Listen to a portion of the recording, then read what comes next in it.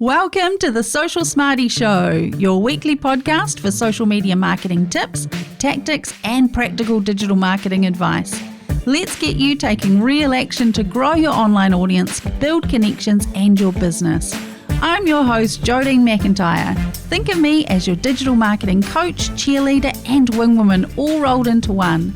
Grab some of my social media marketing know-how for free at socialsmarty.co/freebies. Now, before we dive in, make sure you're subscribed so you don't miss any future episodes. Welcome to episode number 5. In this episode, I will be sharing with you my suggestions on how you can get your clients or your customers talking about your business online. Just imagine if your clients or your customers were out there talking about your brand on their social media channels. They might be sharing their experiences, telling their networks what a dream you are to work with, the amazing results they've achieved, or even just how fantastic your products are. Pretty powerful, right? I mean, think of it this way. Would you rather a business told you how amazing their products or services were and said, you should buy from me? Or would you rather hear it from those who are actually using the products or services? If this sounds like music to your ears, keep listening because it's actually easier than you may think. But before I dive into the specific tactics, I just want to make mention of the difference between having someone talk about your business online because they want to, and having someone talk about your business online because they are paid to. So when you pay someone to talk about your business, this is called influencer marketing.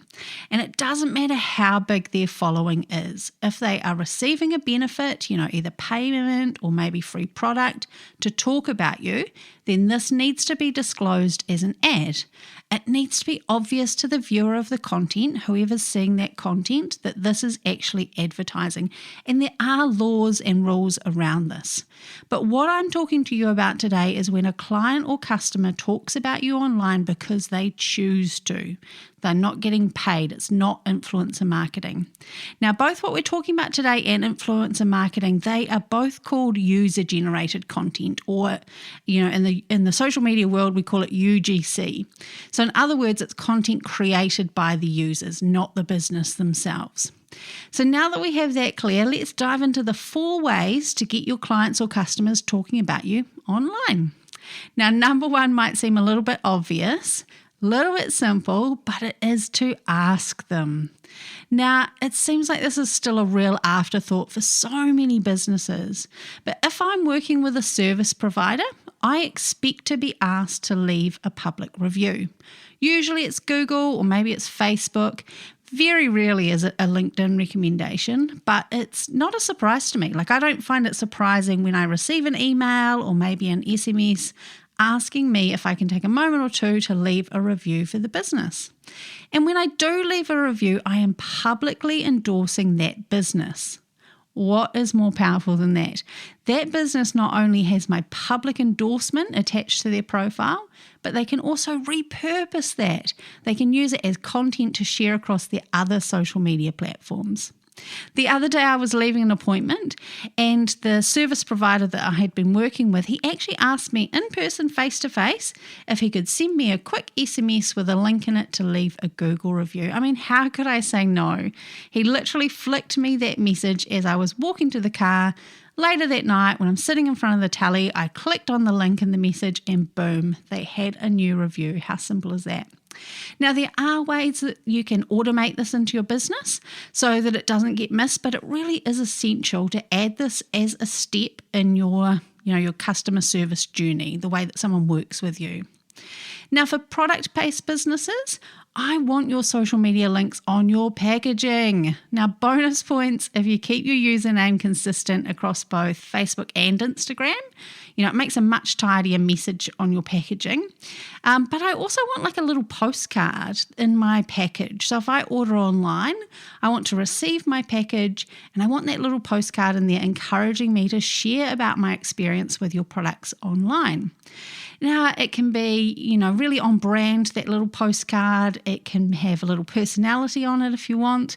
Something that I can leave on my desk or my kitchen counter that's just going to remind me to share about your product when I have a chance. Or I could even give that card to a friend or a family member as like an offline recommendation, like, here you go, try out this product. Now, I still receive packages from retailers that don't have any mention of their social media in their packaging. Like literally one last week, and it was quite a well-known brand that usually is very, very slick with their marketing. It just seems wild to me in this day and age. Right, tactic number 2 is offer an incentive. Now, I'm not talking about paying people to leave you a review. You might find that kind of breaks some rules. But I mean offering something of value in exchange for a social media share. For example, you might offer a $50 voucher each month, and anyone who tags you in a post is automatically in the draw for that $50 voucher.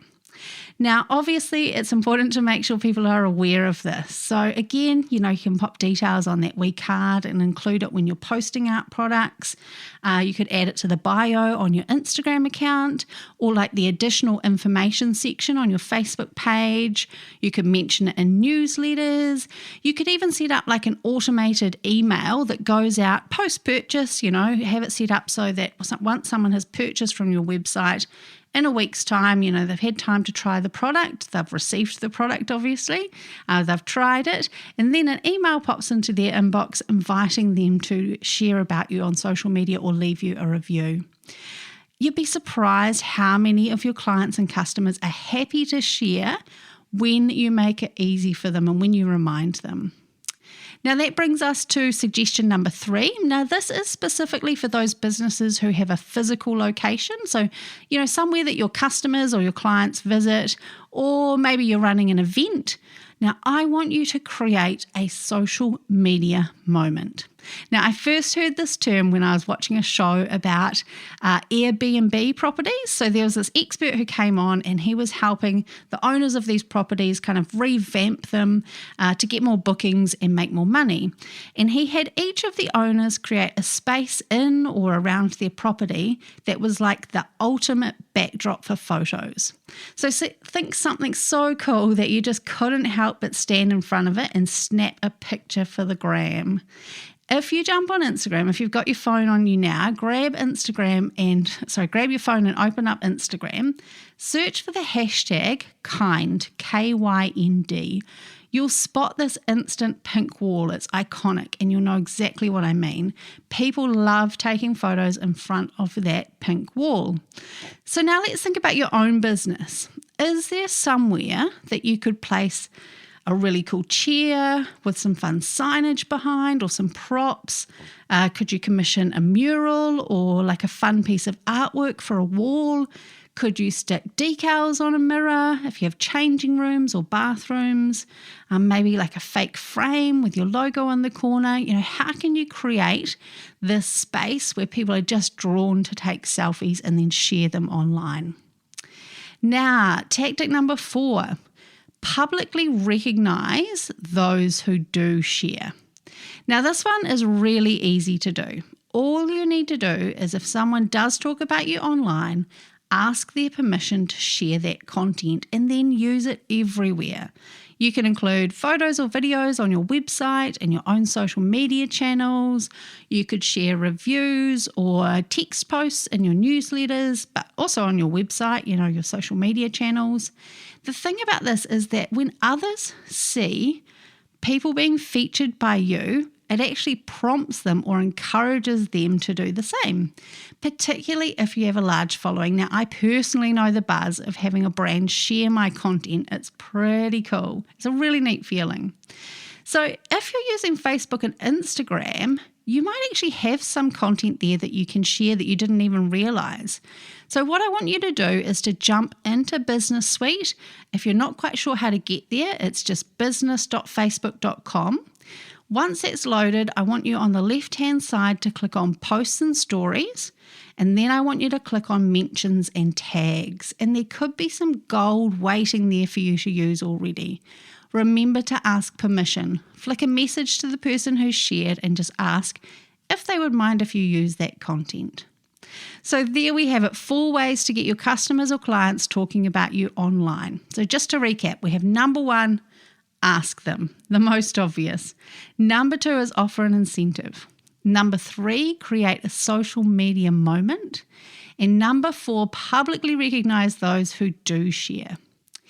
Now, it goes without saying that we really want our customers and clients sharing the positive experiences, right? We don't want them to be sharing the negative stuff.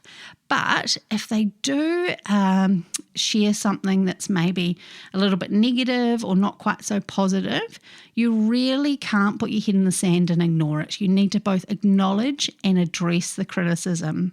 Now, you might notice that you're having the same thing come up over and over again, and that means you have a problem. You have something that you need to fix. Something could be better with your product or your service. But if you just have the odd unhappy customer, it's just really important to respond to their post or their review publicly, if possible. Don't give excuses. So apologize, let them know how you want to put things right, basically. You might also need to reach out to them privately. So, if it goes beyond just a little small criticism and you actually need to provide them with a refund or something like that. But remember, that person does have the ability to either edit or delete that post. So it's really in your best interest to put things right. Right, thanks for listening, guys. If you haven't already, I would love for you to hit that subscribe or follow button. And if you've learned anything today and you feel the episode is worth sharing, I would love for you to share it with your friends, family, or maybe even your own online network. See what I did there? Stay social, guys.